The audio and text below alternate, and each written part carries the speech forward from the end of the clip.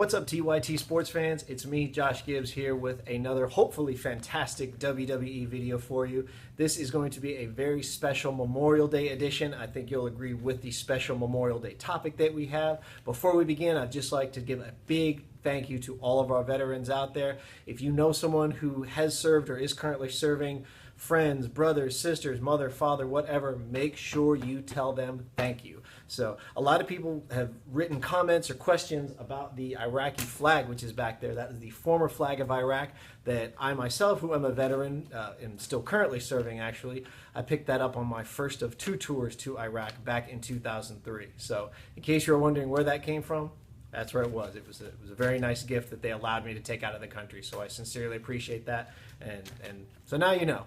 But anyway, we have chosen a very, very appropriate topic for this Memorial Day weekend.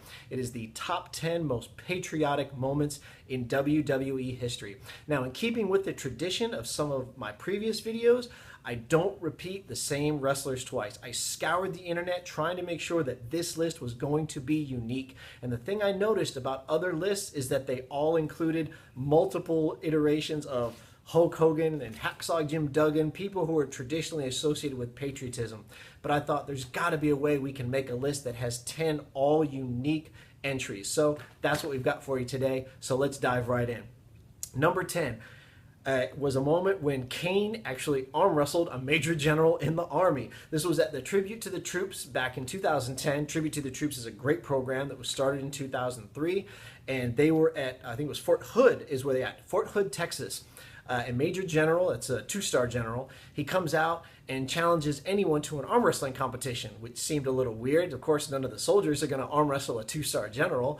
And all of a sudden, it's got to be Kane. Kane comes out, and you think, okay, how, I get it, he's a major general, but, Kane is hellfire and brimstone. How is that going to work? So they start arm wrestling, and it looks like it's going to be a draw, and all of a sudden, Edge comes out and spears Kane. And so by default, the general wins. Even though Edge is Canadian, we have a pretty good relationship with America's hat. So everybody cheered, the crowd goes crazy, and everybody had a really good time. It was a lot of fun to watch. Number 9 was when The Undertaker actually went patriotic. What's weird about this one is that this is long before the biker taker persona took over. If you're a fan of The Undertaker, as a lot of us are, surely you have to have had a little bit of residual hatred for this period of time when he rode in on the Harley and he had the bandana and he had a leather jacket, and it was just really, really weird. So, but this was still when he was the actual Undertaker. There was a group called the All-Americans, and they were going against the Foreign Fanatics. And one of the members of the All-Americans, Tatanka, had been injured, so the team was left missing a member. And so the big mystery going into the match was, well, who was going to be the new member of the American squad? And it turned out to be The Undertaker. And in one of the backstage promos, he said, and I quote, "The Foreign Fanatics, rest in peace." And it was a rare moment when The Undertaker had teamed up with something, especially something this super patriotic, in order to take out a team of foreign fanatics, so to speak. So number 8, involving another legend, was Sting, when the first time he donned the red, white, and blue. This was during the Great American Bash in 1990. He was challenging Ric Flair for the title. And so he comes out, he's got red, white, and blue face paint. He's got this awesome leather jacket with the stars and stripes painted on it.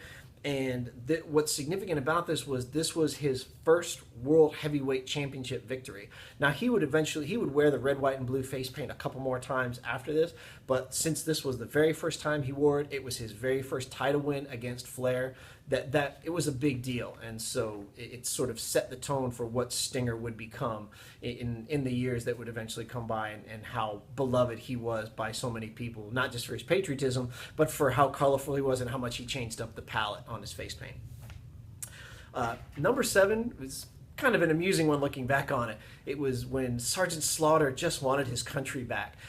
Sergeant Slaughter's character went through a really interesting arc from being the prototypical drill instructor to all of a sudden turning his back on his country and actually teaming up with guys like Colonel Mustafa and sort of siding with them during the Cold War, which is very strange. So he suffered a couple of really humiliating defeats at WrestleMania 7 and then at the 1991 SummerSlam. And so he went into this self-imposed exile like the Incredible Hulk and went on this journey to find himself.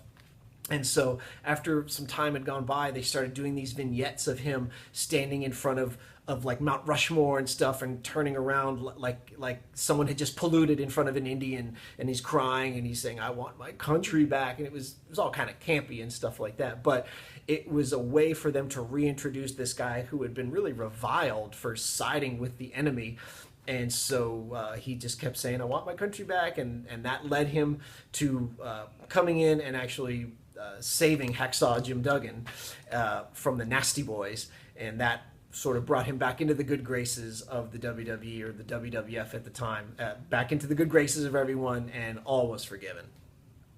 Number 6 is something we've already mentioned, but it's the beginning of the Tribute to the Troops, which, like we had stated before, was started in 2003. This was just 2 years after the events of September 11th. JBL and Vince McMahon actually came up with this idea and wanted to do a USO-style show.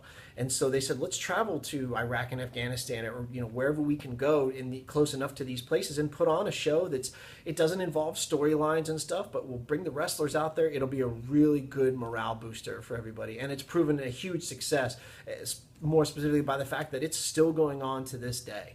So Tribute to the Troops was a really awesome thing that I think showed a really deep commitment to our service members who are deployed around the world, who have to be away from their families for so long. So it's a really good thing that they do to break up the monotony that can come with those deployments.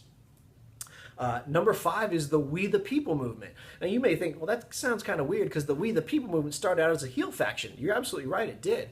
But what was great about it was that it morphed into this super patriotic movement around 2014, when Rusev and Lana were going off on yet another anti-American rant. All of a sudden, Jack Swagger and Zeb Coulter come out, and it's the perfect setup. It's the foreign guy telling America how terrible they are and how Russia is superior.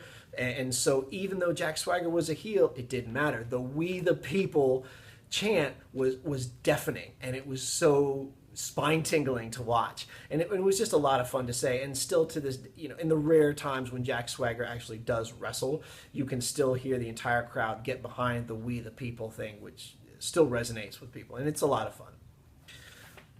Number 4 was when Lex Luger won the Stars and Stripes challenge on the deck of the USS Intrepid.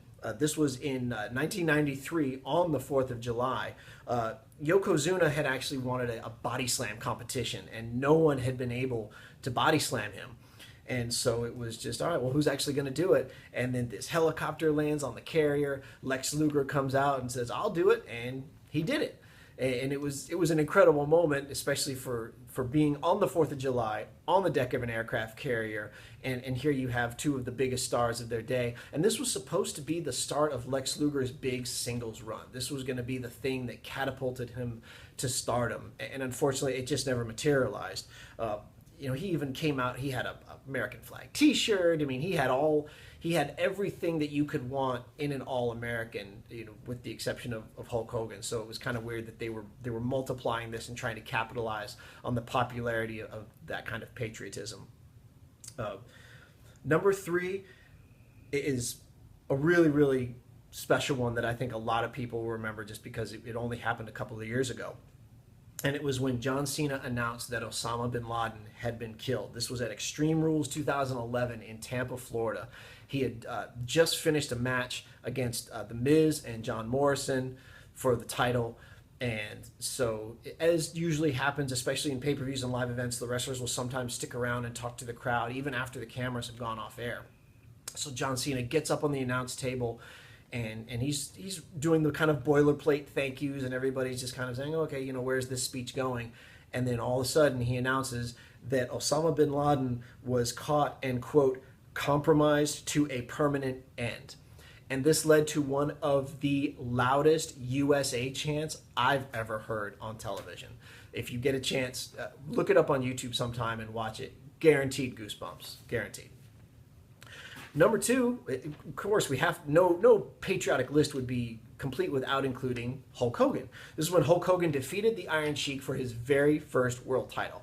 Why is this significant? Not just because it's Hogan's first title, but also you have to remember the time that it took place. This was in the 1980s, specifically around 1984, when Americans hated the Iranians because of the Iranian hostage situation, which had gone on for 444 days, where 52 hostages were held. So there was this real hatred for the Iron Sheik. It went well beyond kayfabe, well beyond storyline.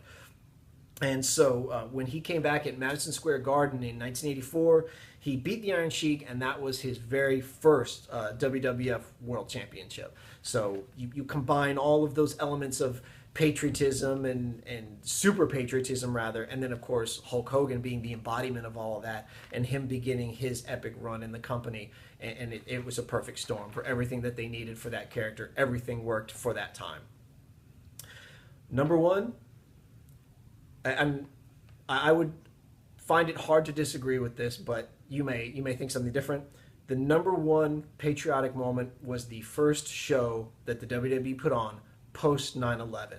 They put it on 2 days after the events in New York City and in Pennsylvania. And here's why it's significant. It was, first of all, it was in Houston, Texas. So it's hard to find a more patriotic place in America than Texas. Second, all other live sporting events had postponed all their big activities, their large gatherings, for a week. WWE considered it, and they said, no, we can't do that. We need to show solidarity. We need to show that we're not afraid.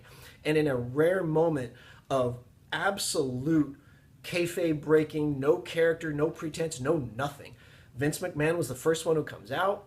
The entire roster was out on the stage, and he comes out and gives this epic speech about, hey, we will not be intimidated. We will not be afraid. We are here. We are the first large gathering of people after September 11th. And you know what? This is the way it should be. You know, we cannot give in to fear. And it was amazing. And it really filled people with hope. It's exactly what we needed, even so close to that tragedy. You have to remember there was still this mixture of fear and confusion and sadness and all of this stuff going on in that moment. And the WWE made the right decision to come out and say, you know what? The people need this. America needs this. And we really did. So that's my list. Do you agree with this list? Which one do you think should have been number one? Was there one that I left off? Put it in the comments. As you know, I respond to every comment, or at least I try to. We can have a great open discussion about what moments you think should have been included on our top 10 list. So, as always, you can follow me on Twitter at Chief Josiola. Thanks again to TYT Sports for having me. Once again, have a fantastic Memorial Day. Thank you so much to all the veterans, and we'll talk to you soon. Bye-bye.